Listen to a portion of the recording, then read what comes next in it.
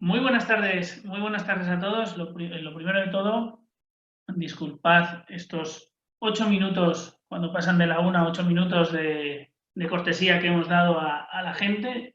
Nos parecía lo más lo propio en estos casos. Así que empezamos ya, porque además me han dicho Sergio y Francisco que ya están preparados.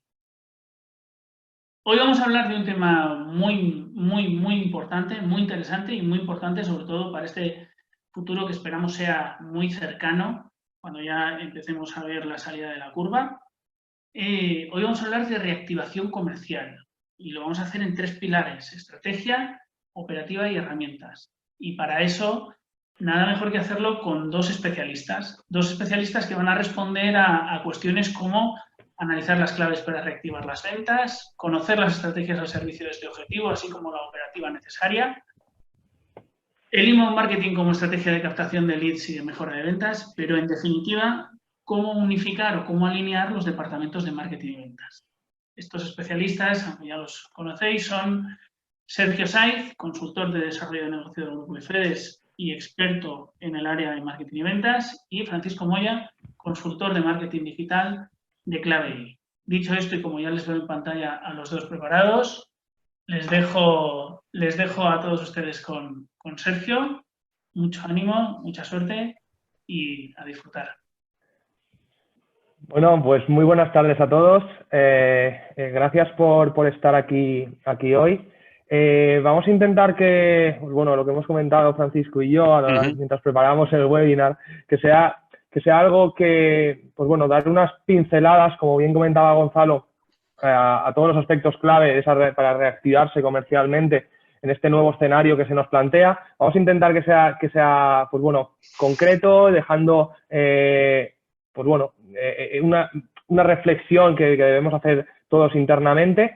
Y yo lo he planteado desde 3 perspectivas. Primero voy a caracterizar lo que es el nuevo consumidor que se avecina.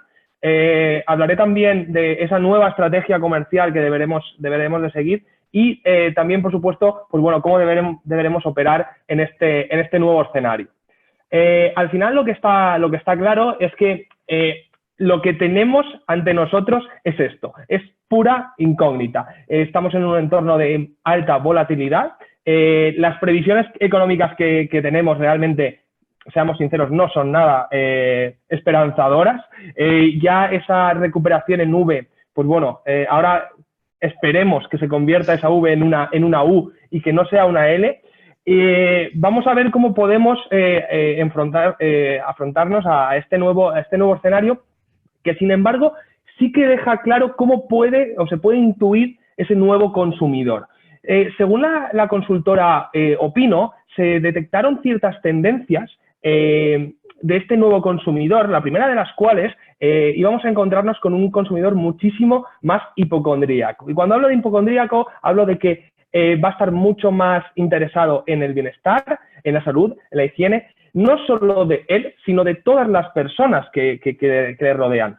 Y es importante que tengamos esto claro, porque las empresas que no, pues bueno, no tengan claro esta tendencia, lo van a pasar mal. Sin ir más lejos, esta misma semana o la semana pasada, no recuerdo cuándo fue, teníamos el caso de Iberia, en el cual realmente la compañía sí que cumplía con la normativa estricta bueno, para vuelos de pasajeros, porque parece que sí que la cumplía, pero lo que no estaba tan claro es que, bueno, lo que estaba claro es que no se cumplían esas medidas de distancia social que todos habíamos adoptado, con lo cual el revuelo que se montó alrededor de esto, pues bueno, fue muy importante. La segunda tendencia que veíamos era todo el apartado digital, que bueno, precisamente mi compañero Gonzalo hace tan solo unos días hablaba de una digitalización realmente impuesta. Pero también es cierto que bueno, que esta digitalización viene para quedarse. Y eso genera unas implicaciones muy, pues bueno, que hay que tener muy en cuenta. Unido con la tendencia anterior, lo que está claro es que vamos a tener menos posibilidades, o mejor dicho, que el consumidor va a estar menos predispuesto a que podamos compartir con él un espacio físico, porque nos hemos vuelto muchísimo más cerrados y muchísimo más seguros en este aspecto. Y luego también el apartado digital lo tenemos que ver en el apartado producto. Todos los productos son transformables o ampliables a su apartado más digital. Pero cuidado, porque digital significa personalizado, significa exclusivo.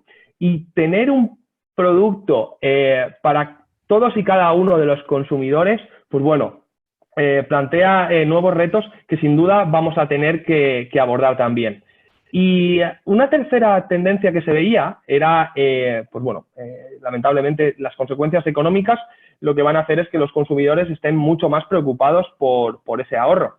Y pues bueno, aquí juntamos la parte de low cost, buscando productos que sean más económicos, pero también ese ahorro basado en la durabilidad de los productos. Y entra un nuevo concepto en juego, como puede ser la alargolescencia, que lejos de esa obsolescencia programada a la que estábamos acostumbrados, pues bueno, va a implicar que todos esos productos tengan una vida más útil o que el consumidor busque productos con esa vida más útil. Con lo cual, pues bueno, servicios de atención al cliente, de postventa, todo ese sector de componentes pueden verse muy beneficiados.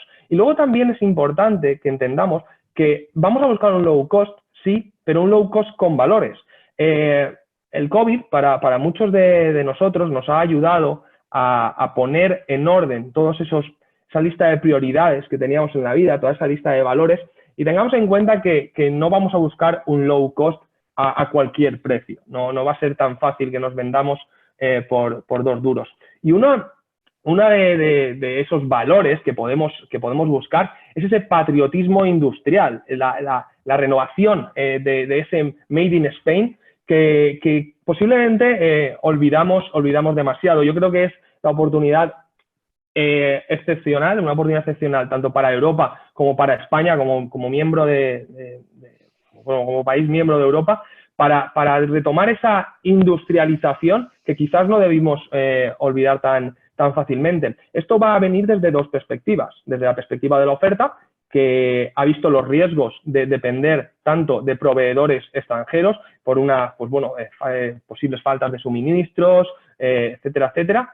Y también desde el punto de vista de la demanda, donde vamos a buscar que nuestro consumo tenga realmente sentido y apoye a esa economía más cercana a nosotros.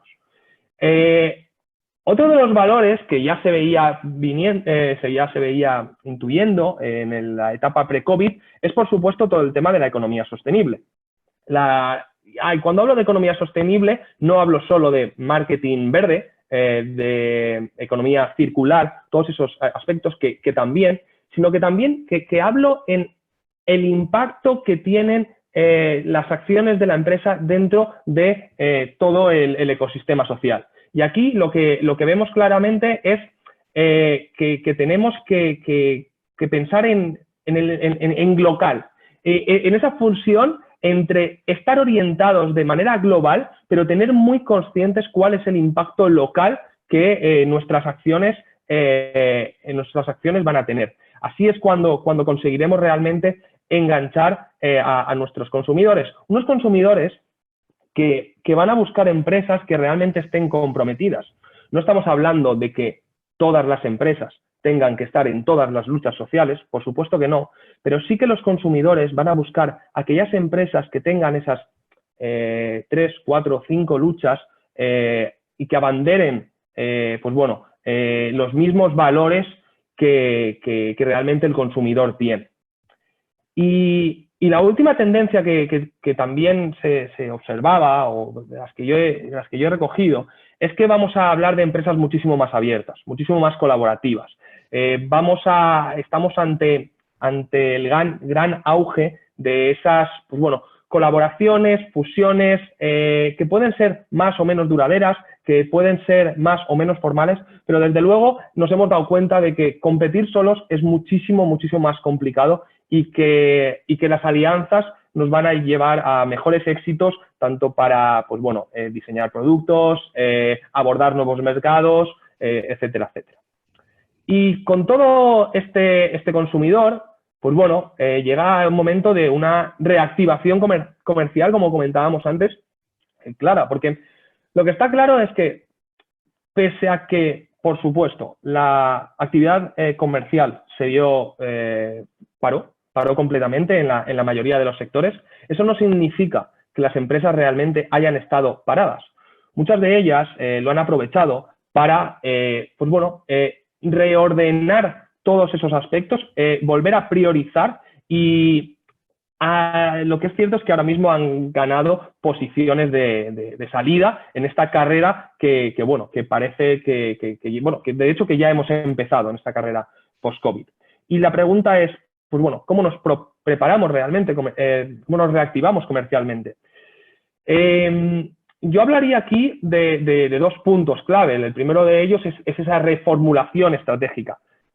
Cómo esto nos ha afectado directamente, han surgido nuevas oportunidades. Por supuesto, debemos volver a dimensionar ese plan de ventas, pero sí que es cierto que debemos abordar la estrategia desde un punto de vista, pues bueno, tanto a largo plazo, donde yo ahí hablaría que el concepto clave es la flexibilidad.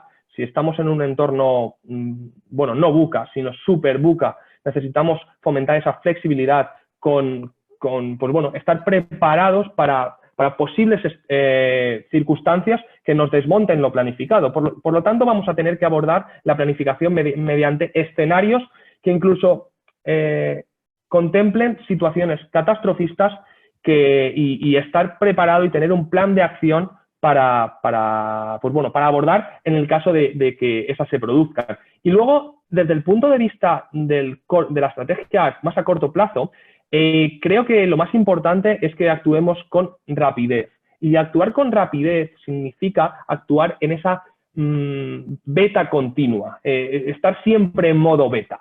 Pensar, testear, validar, corregir. Y si funciona, entonces ya ampliar. Es vital que reduzcamos los tiempos, esos tiempos de time to market, y bueno, para eso debemos dotarnos de estructuras muchísimo más flexibles, muchísimo más abiertas, muchísimo más planas y muchísimo más dispuestas a esa colaboración que estábamos antes, con lo cual también será importante que tengamos claro ese escenario de posibles colaboradores con los que vamos a enfrentarnos al mercado. Y luego también creo que es el momento de poner en duda prácticamente todo. Si hablamos desde producto, deberemos tener en cuenta si nuestro producto satisface o tiene los valores que ahora mismo está buscando este nuevo cliente. Tenemos que tener claro si esos valores están siendo transmitidos por todos esos distribuidores que van detrás de nosotros hacia el mercado. Deberemos tener claro si estamos en esos nuevos canales que han aparecido para estar más en contacto con un consumidor que, como comentábamos, va a estar mucho más receloso. Y claro, pues bueno, ¿cómo abordamos toda esta estrategia? Pues yo creo que el punto clave aquí es realmente la gestión del equipo comercial. Y aquí es cuando ya me meto con aspectos más de operativa. La gestión comercial al final es la gestión del equipo, es la base de todo esto. Por mucho que planifiquemos, si luego no tenemos una operativa adecuada, no vamos a poder conseguir los objetivos que nos planteemos. Y aquí yo hablaría principalmente de tres aspectos. El primero de ellos es un tema de comunicación. ¿Cómo es posible que con todas las herramientas que tenemos a nuestro alcance, la comunicación entre los miembros del equipo o con otros equipos sea tan, digamos que tenga tanto margen de mejora? Lo primero que tenemos que tener claro que la comunicación debe ser bidireccional. Y una de las principales fuentes de información una de las principales fuentes de información debe ser precisamente este equipo comercial. debemos hacerles partícipes de nuestras estrategias. Debemos, pues bueno, gastarlos como pulso del mercado, saber realmente qué opinan. Yo sé que muchos de vosotros, bueno, es que ahora mismo preguntarle al comercial me indica que lo ve todo negro. Bueno, fomentemos esa búsqueda de oportunidades desde la base y que se vayan construyendo las estrategias precisamente desde lo que marca el mercado, y quien más en contacto está con el mercado es posiblemente este equipo comercial. Luego también es un tema más operativo. Si nuestro entorno ha cambiado, también tendremos que manejar o cambiar la manera en la que actuamos en este entorno. Ya tenemos fijadas esas reuniones comerciales express, cortas, concretas, donde validamos KPIs, o seguimos alargándolas por temas que realmente no son foco de búsqueda de ventajas y búsqueda de oportunidades o de validación de aspectos que hemos llevado a cabo. ¿Cómo está siendo este reporte comercial? ¿Qué nos están dándonos la información que realmente ahora mismo necesita la empresa? Quizás debemos también ver ese modo de reporte como lo hacemos. Tenemos claro nuestro Buyer Journey, Customer Journey, sabemos cuáles son los puntos de contacto clave con el cliente, y estamos actuando en consecuencia de una manera homogénea. Todo esto tendrá que ser puesto encima de la mesa.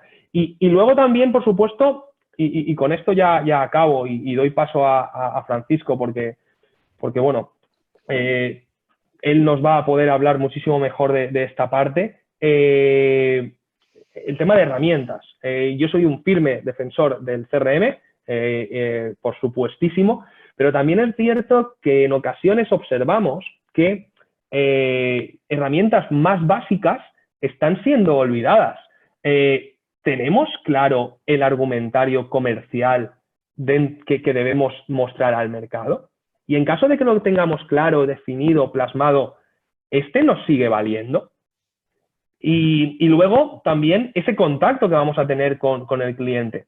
Ser digital o ser más digitales va mucho más allá que el simple enviar un correo con un PDF, con el mismo tríptico que envío, que doy de manera física, pero esta vez, pues bueno, plasmado en un archivo adjunto.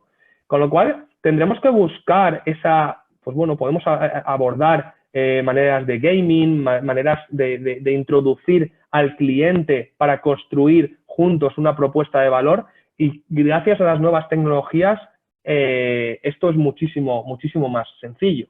Ahora bien, tenemos que asegurarnos de que también nuestro equipo está formado en este aspecto y está preparado para abordar estos nuevos retos. Y bueno, hasta aquí quería dejar mi intervención para que ahora sí que Francisco nos cuente muchísimo más de todas esas herramientas que tenemos a nuestro alcance, como puede ser también el CRM. Así que, Francisco, todo tuyo. Muy bien. Pues nada, Sergio, muchas gracias. La verdad que muy interesante la ponencia. Me quedo con muchos aspectos, pero me ha gustado muy bien cómo ha resumido la situación en que estamos con esa primera diapositiva de la puerta con el interrogante, porque realmente es lo que estamos ahora, ¿no? Un poco vamos a abrir esa puerta, pero sí que es verdad que nos has dejado algunos puntos interesantes que vamos a tener que tener en cuenta para poder trabajar a partir de ahora. Voy a compartir mi pantalla. A ver. Y deja de compartir tú y creo. Vale.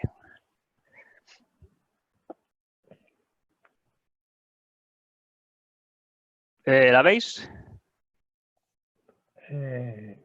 Sí. Bien. Vale, pues retomando un poco lo que ha comentado Sergio, sobre todo en la parte de herramientas, le ha dado mucha importancia al CRM, que es algo que pues es evidente que cualquiera de vosotros que trabajáis en departamento de ventas, pues un CRM os va a aportar mucho. Yo sí que os quería incorporar otro tipo de herramientas que bueno, pues incorporan tanto esa parte de CRM, que es fundamental para el equipo de ventas, pero que también incorporan otra parte muy interesante, que es la parte que va a trabajar el departamento de marketing en cuanto a la captación, ¿no?, de leads y de prospectos para poder trabajar y luego pasárselos al departamento de ventas cuando pues, estén suficientemente preparados para que empiecen a venderles.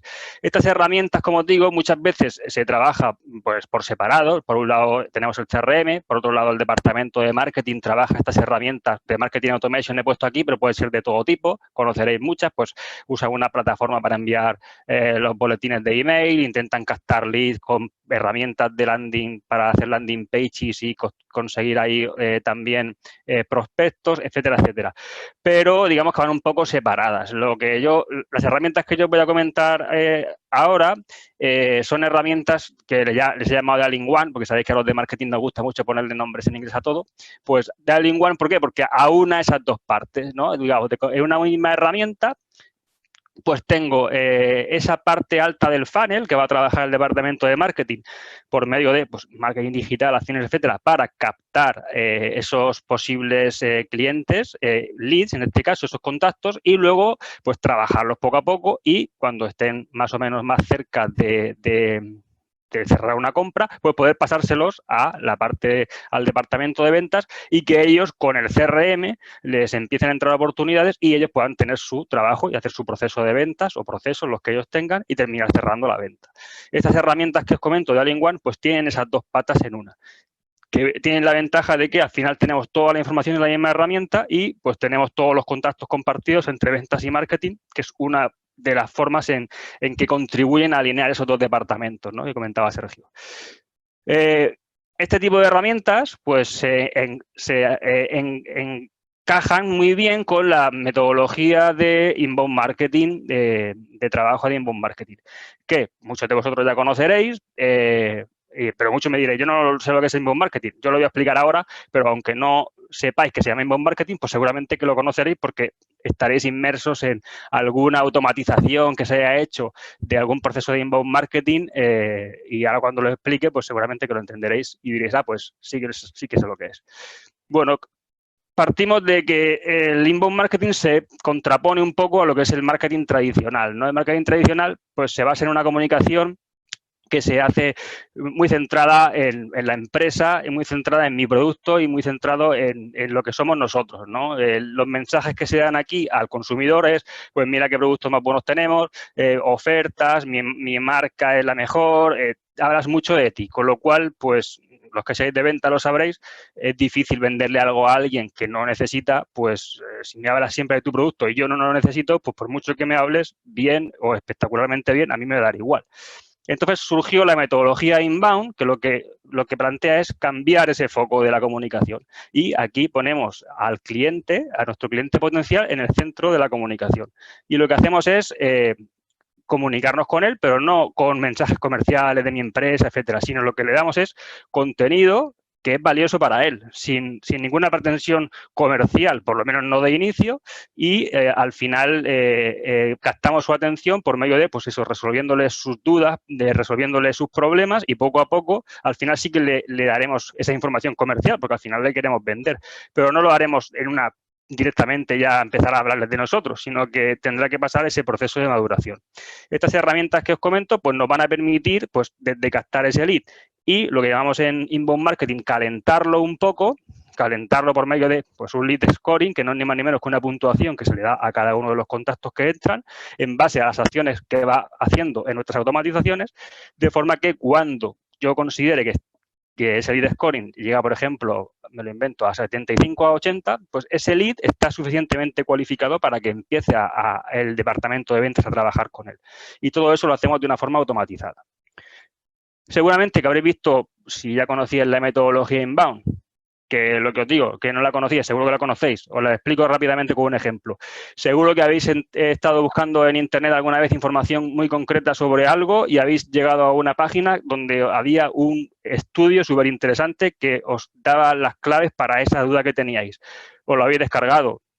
Habéis tenido que dejar vuestros datos, vuestro correo, el nombre de vuestra empresa y el nombre.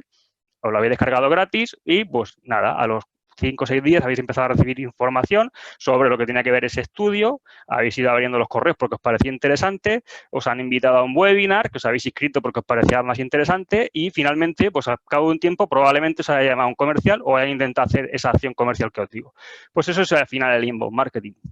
Captar la atención del consumidor y poco a poco ir con esas automatizaciones calentando el lead, como digo, sumando esa puntuación para hacerlo de forma automática.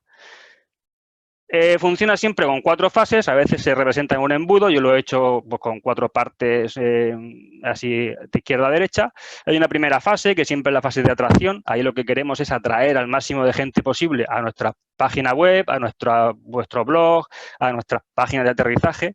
En este momento pues son desconocidos, no sé quiénes son, yo los estoy trayendo a mi web, eso lo va a hacer el departamento de marketing, en esa parte alta que os digo del funnel de conversión y esos desconocidos pues llegan a mi web por muchas causas, pero lo que voy a intentar es con todos esos desconocidos, algunos pocos, pues lo voy a intentar convertir, que le llamamos convertir en un lead que no es ni más ni menos que un contacto.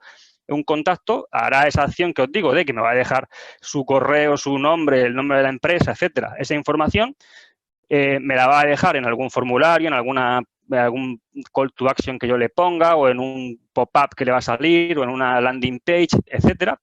Y a partir de ahí el departamento de marketing va a empezar a trabajar con esos contenidos, le va a enviar más información y va a empezar a interactuar con ese lead con el fin de que cuando alcance ese lead scoring que os digo, cercano al cierre, ¿no? Pues le podamos pasar a ventas esa oportunidad. Ahora es cuando entra la parte del CRM a trabajar, porque ventas va a usar esa otra parte de la herramienta que es el CRM, va a tener su proceso de ventas bien definido ahí y va a empezar a hacer acciones comerciales con el fin de pues, convertir a aquel desconocido que fue finalmente un contacto en un cliente. Y la última fase es una fase de deleite que le llaman, pues ¿por qué? Porque no vamos a perder el contacto con el cliente. Al cliente que ya hemos conseguido, vamos a seguir enviándole información interesante, resolviéndole sus dudas, invitándolo a eventos, haciendo acciones con él, con el fin de 2 cosas. Por un lado, que le podamos volver a vender, que sabéis que es más fácil venderle a un cliente que ya nos ha comprado que a uno nuevo. Todo este proceso que os he dicho no tiene que seguirlo, ya está mucho más cercano al cierre y también pues que se convierta en prescriptor un poco de nuestros productos o servicios, ¿no? Si conseguimos eso, pues vamos a conseguir incrementar esas ventas. 2 conceptos muy importantes que hay en inbound marketing y que me interesa comentarlos por si no los conocéis, que son al final el buyer persona y el buyer journey. Yo siempre en las charlas que doy, pues siempre digo que los de marketing hablamos raro, pero porque decimos nombres es un buyer journey, buyer persona y tal, pero al final es mi buyer persona no es ni más ni menos que mi cliente ideal y el buyer journey es pues ese proceso que va a seguir cualquier comprador desde que tiene esa necesidad de comprar algo hasta que termina cerrando, ¿no? Pues hay que analizarlo. Os pongo un ejemplo de buyer persona, os he puesto aquí a Óscar Ortiz. Lo que hacemos al definir ese buyer persona es, pues, los que seáis comerciales o que trabajéis en departamento de ventas, sabéis que al final tenéis un perfil de comprador tipo que os va a comprar más que otro. Pues lo que tratamos es definirlo muy, muy claramente, todos esos datos que os he puesto ahí. Tratamos de saber quién es, le ponemos nombres, sabemos sus datos personales, sus datos profesionales, el cargo que tiene, definimos sus objetivos, todos los desafíos, objeciones que pone a la compra de nuestro producto. Todo lo definimos y lo parametrizamos bien, en este caso, digámoslo en papel, entre comillas. ¿Por qué? Porque luego lo que vamos a hacer en estas herramientas es parametrizar la herramienta con todos esos datos que sabemos de nuestro buyer persona ideal. ¿Con qué fin? Pues el fin de que cuando entre un contacto, puede ser de forma automática, porque caiga en alguna de nuestras páginas de aterrizaje, nos rellene un formulario, o porque entre en un evento de un webinar, o porque vea un evento físico y le tomemos los datos, o porque un comercial lo cargue, pues lo que hace la herramienta es que cruza esos datos que tenemos del nuevo lead con nuestro cliente ideal, ¿no? Que lo hemos definido en esa parametrización en la herramienta, de forma que pues va viendo cómo coincide. Si coincide en un alto porcentaje, imaginaros que un lead pues se parece en un 80 o un 85% a mi buyer persona ideal, pues ya puedo automatizar algunas acciones comerciales, por ejemplo, para que el departamento de ventas haga algo. Pues puedo generarle llamadas a comerciales, puedo generar oportunidades de venta, puedo generar que haga una visita y tendrá más sentido que haga esas acciones con ese buyer persona, con ese lead que se parece mucho a mi comprador ideal que con otro cualquiera, ¿vale? Y el buyer journey, pues como te decía, no es ni más ni menos que, pues desde que yo tengo una necesidad de comprar algo, pues hasta que termino comprándolo, pues pasa un proceso de toma de decisiones y también de búsqueda de información. Entonces aquí lo que hace la metodología inbound es ofrecer información concreto en cada una de las fases, de forma que puedo captar a ese lead pues, en una fase muy temprana, como es la fase de descubrimiento, o en una fase lejana, que es más cercana al cierre, que es la fase de decisión. Os he puesto un ejemplo. Por ejemplo, ahora nosotros en Clave, que también desarrollamos todo tipo de tiendas online, etcétera, pues si alguien quiere empezar a vender online, porque ve ahora la necesidad, etcétera, al principio, si está en una fase muy temprana, no va a saber nada. Entonces, no tendrá sentido que yo en Clave le hable de que somos partner Gold de PrestaShop, las características de PrestaShop, etcétera, porque en esa fase de descubrimiento ni siquiera sabe qué es PrestaShop todavía. Está en una fase, pues necesita otra información. Pues cómo empezar a vender en Internet, qué posibilidades tiene, etcétera. Pues esa información yo se la voy a dar por medio de pues, artículos de blog, ebooks, lo que sea. Una vez que ya sabe cuál es su problema, quiere vender en Internet, pasa a una segunda fase de consideración, ¿no? Ahí ya sabe qué es lo que quiere y va a buscar soluciones. Pues va a buscar, ¿no? Ya sabe que necesita un e-commerce, qué posibilidades tiene. Aquí todavía no le voy a hablar tampoco de PrestaShop, de que somos partner Gold, todo eso, sino pues le hablaré de otras cosas. Pues le explicaré de las plataformas que hay, le explicaré información que lo va a ir enfocando hacia la siguiente fase, que es la de decisión. Cuando ya tiene toda esa información, aquí sí que tendrá sentido que yo le hable de que Clave y somos partners de PrestaShop, que PrestaShop es la plataforma mejor, las características técnicas, todo eso. ¿Por qué? Porque está más cerca del cierre. Y aquí tendrá sentido que además le envíe una oferta o que le hable ya de producto directamente, no antes. Este buyer journey no quiere decir en el momento de captar a un lead que, bueno, que hay que pasar por todas las partes. Nosotros se va a generar contenido para cubrir cada una de esas fases. Dependerá del lead. Habrá leads que pues estén directamente muy cerca del cierre porque se saben todo del e-commerce y no tendrá que pasar por todas esas fases. Pero nosotros vamos a generar contenido para que pase por todas. Y finalmente, que diréis, vale, llevas aquí hablando ya no sé cuánto y no has dicho ni una herramienta. Pues ahora os comento la parte de las herramientas. Como digo, son herramientas que incorporan esas dos partes. En una única herramienta, la parte del funnel, la parte alta del funnel, lo que va a trabajar marketing, herramientas de marketing digital, etcétera, etcétera, para hacer todo ese proceso de captación del lead y cualificación del lead hasta que esté cerca del cierre. Y otra parte de CRM, orientado al departamento de ventas, donde vamos a poder definir pues, ese funnel de ventas, vamos a poder crear oportunidades y trabajarlas. Aquí os he puesto 4 herramientas, habrá más, yo os he puesto y las más importantes que yo conozco y una nueva que es Clientify, que son HubSpot, Marketo, Pardot, que es la parte de automatización de Salesforce, y Clientify, que es una herramienta que ha salido hace cosa de un año y que, bueno, está dando competencia a estas herramientas por la razón fundamental de que es de un coste mucho más barato en cuanto a licenciamiento. Las comento un poco rápido. HubSpot es quizá una de las más conocidas porque son un poco los inventores de esa metodología inbound, ¿no? Y es una herramienta, la verdad, que es bastante robusta y funcional. Marketo pertenece a Adobe. Esta herramienta yo la conozco menos, la verdad, porque no he tenido ocasión de trabajar con ella. Pero, bueno, al final las 4 herramientas dan unas funcionalidades más o menos parecidas. Depende un poco luego de integraciones o algunas llevan unas cosas y otras no. Pardot, como os digo, es Salesforce, que sabéis que es el CRM muy utilizado, pues compró esa empresa Pardot, que es una empresa de automatizaciones, y lo que ha hecho ha sido integrarla dentro de Salesforce. Y luego Clientify, que es, como os digo, una herramienta que surgió hace cosa de un año. Nosotros llevamos con ella trabajando en Clave más o menos un año, y lo que ha hecho es un poco democratizar, entre comillas, el uso de este tipo de herramientas para pymes y para empresas un poco más pequeñas, porque el hándicap de estas herramientas, tanto HubSpot, Marketo, Pardot, etcétera, es que pues los costes de licenciamiento suelen ser bastante elevados. Para que os hagáis una idea, HubSpot tiene un plan mínimo, creo que son de 1000 contactos, porque estas se suelen licenciar en base a contactos de nuestra base de datos. Entonces, tiene uno mínimo, que creo que son 1000 contactos, que son 46 euros al mes, pero claro, se te queda corto enseguida, con lo cual pasas al siguiente plan, que ya son 700 euros al mes, y luego, si quieres el CRM, pues tienes que sumarle 400. O en Pardot, por ejemplo, creo que parte de 1200 euros al mes, igual que Marketo. Entonces, ahí entró Clientify con unos costes de licencia mucho más bajos y unas funcionalidades, en muchos casos, muy similares, en otros casos, también os digo, muy inferiores a cualquiera de estas plataformas, pero que da un resultado bastante interesante.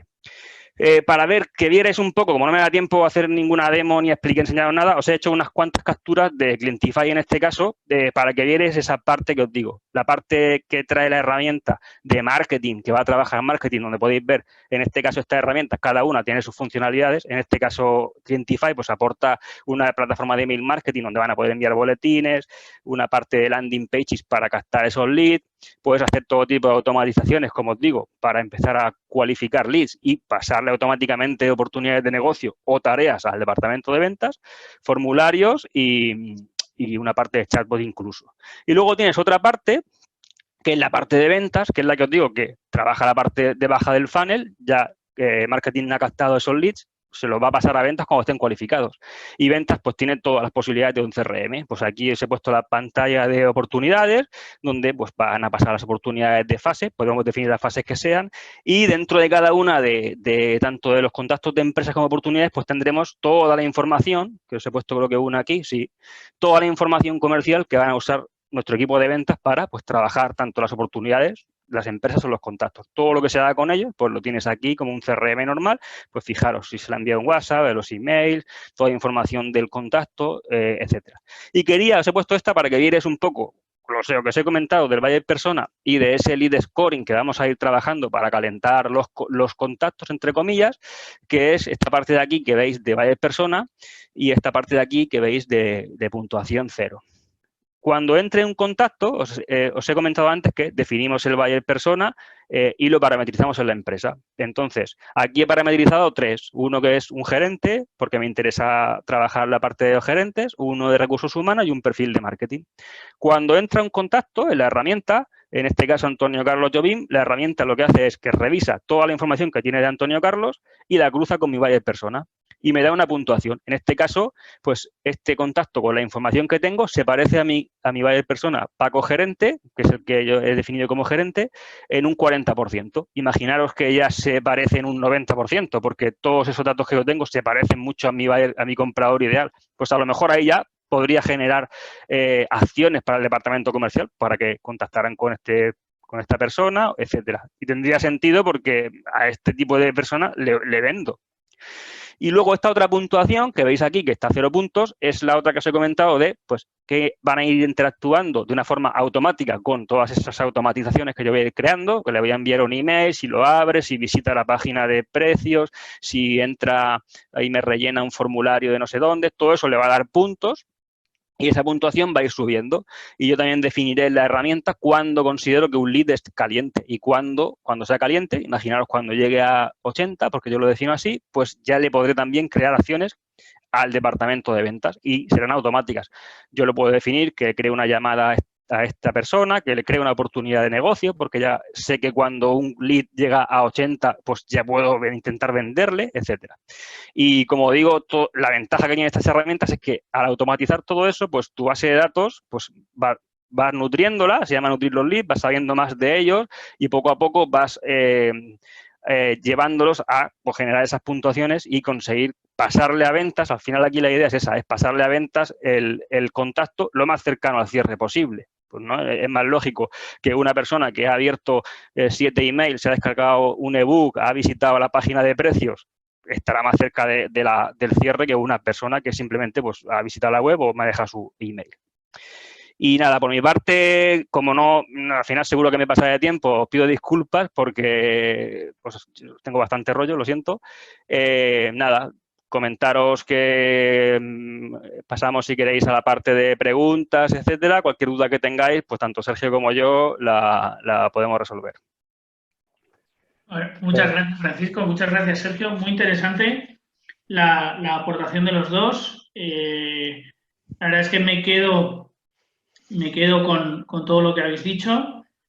Primero, por la parte que me toca, pues ser compañero de Sergio me tengo que ponerlo. Y segundo, pues ser de comunicación de marketing digital también me tengo que poner las pilas. Gracias, Francisco. Voy a leeros algunas de las preguntas que nos hicieron previamente, ¿de acuerdo? Por ejemplo, Pilar preguntaba, nuestra empresa no tiene una sistemática comercial. ¿Qué paso consideráis que serían los primeros para implantarla? Entiendo, Sergio, que esta va para ti. Bueno, Jolín, Pilar dice que no tiene ninguna sistemática, pero entiendo que alguna debe de haber, aunque sea muy a medio todavía, pero a ver, yo lo primero que fijaría es un tema de objetivos. Al final, en base a esos objetivos que nosotros nos vamos a fijar, vamos a definir las estrategias que vamos a poder marcar.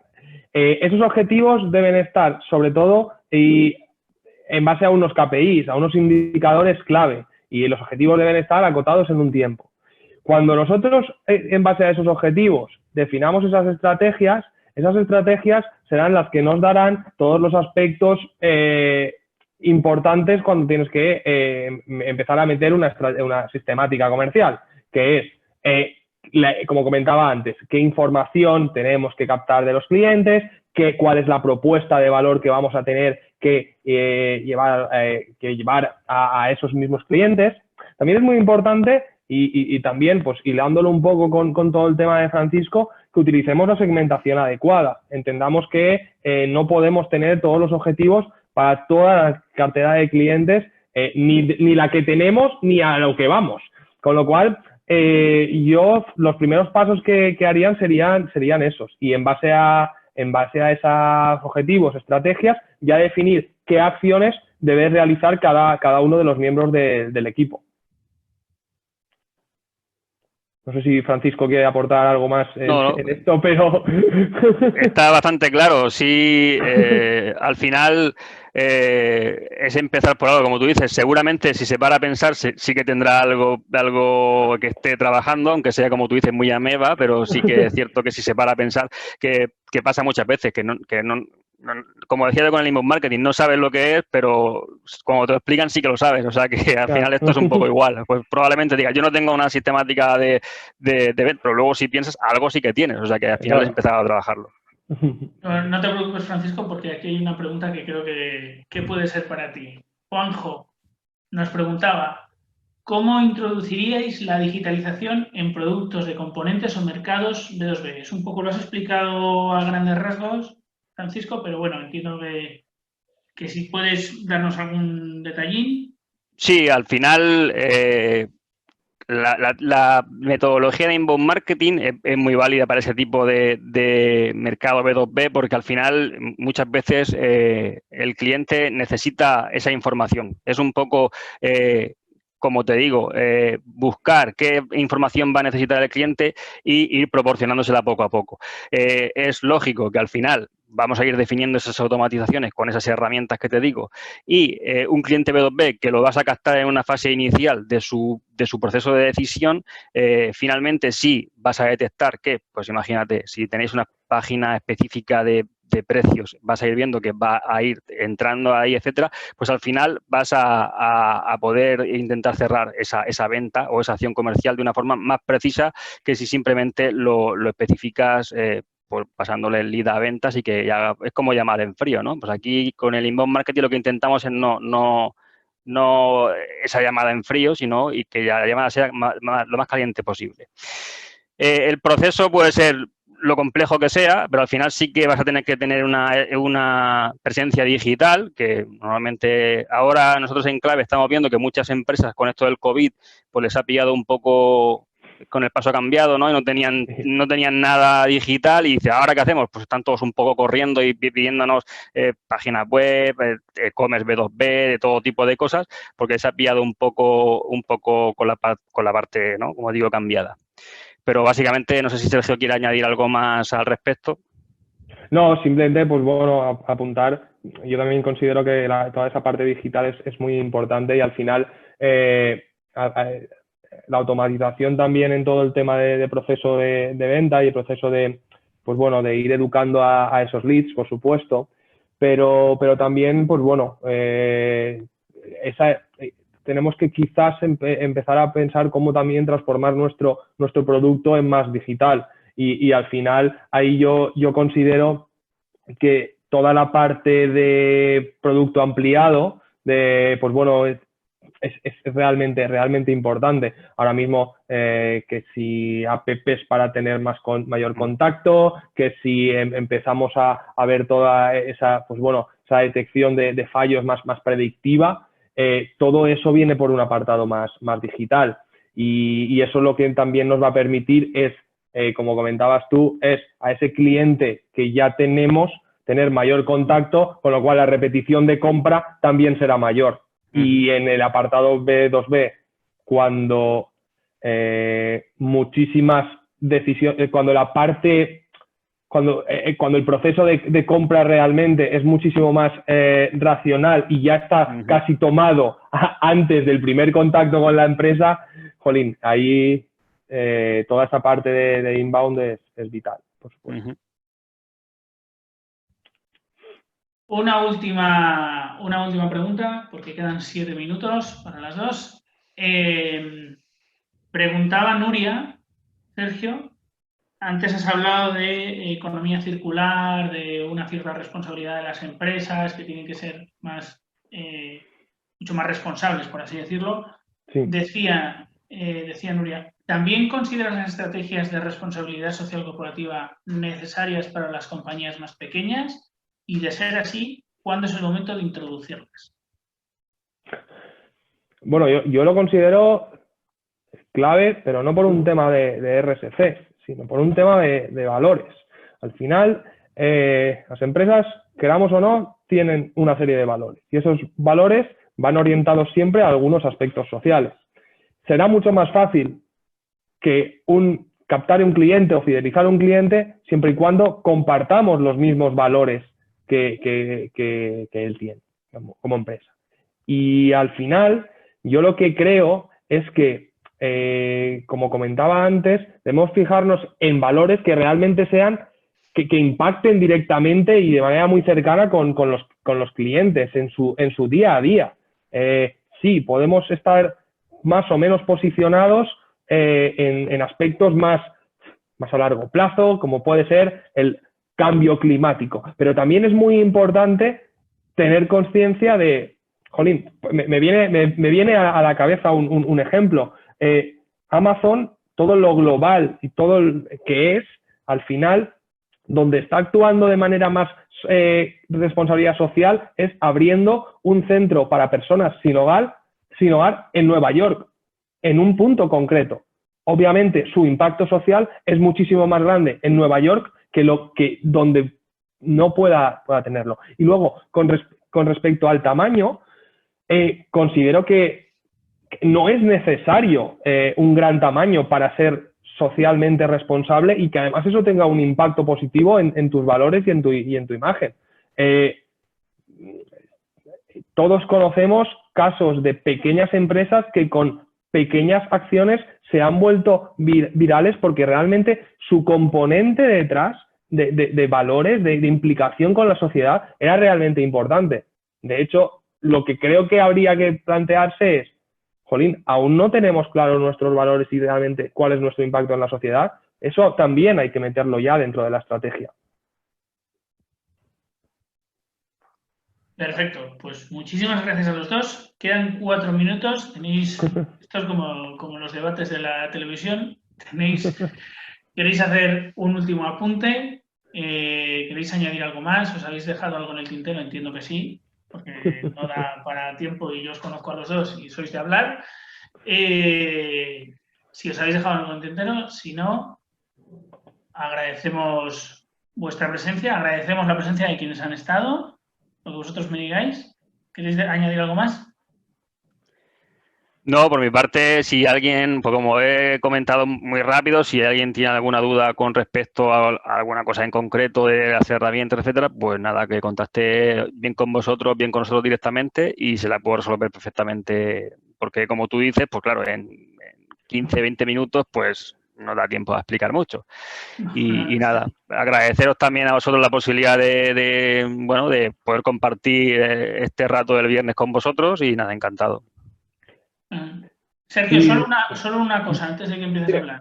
Dan Hirsch, no sé si lo he dicho bien, Dan, ha añadido un apunte que es lo importante del RSC es ligarlo a la propuesta de valor de la empresa. totalmente de acuerdo, pero por un... Colin,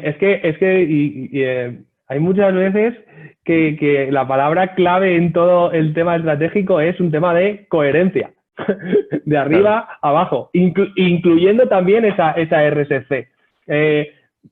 Jolín, de poco, me voy a casos muy extremos, pero de poco sirve estar apoyando la pobreza infantil si luego fabricamos zapatillas en sitios donde ese tipo de trabajos, pues bueno, se dan. Entonces, totalmente de acuerdo, Dan, totalmente de acuerdo. Tiene que estar totalmente coherente y, sobre todo, pues bueno, tener mucha relación con la propuesta de valor, por supuesto. Así y nada, pues, aprovechando también, agradecer la presencia a todos y nada, ponerme a entera disposición de todos los que necesiten algún tipo de, pues bueno, quieran preguntarme algo. Aquí creo que es el momento de apoyarnos los unos a los otros y nada, yo estoy a vuestra entera disposición en todos los canales como bien pone ahí. Pues nada, muchísimas gracias a los dos, muchísimas gracias a todas las personas que han estado viéndonos en este viernes 15 de mayo, día de San Isidro, festivo en Madrid, por cierto. Muchísimas gracias a todos. Como diría Celtas Cortos, nos vemos en los bares. No, nos vemos en los webinars y nos vemos presencialmente lo antes posible. Muchísimas gracias a todos, buen fin de semana y nada, pronto nos volveremos a ver. Muchísimas gracias. Gracias. Hasta luego. Hasta luego. Fin de semana. Hasta luego.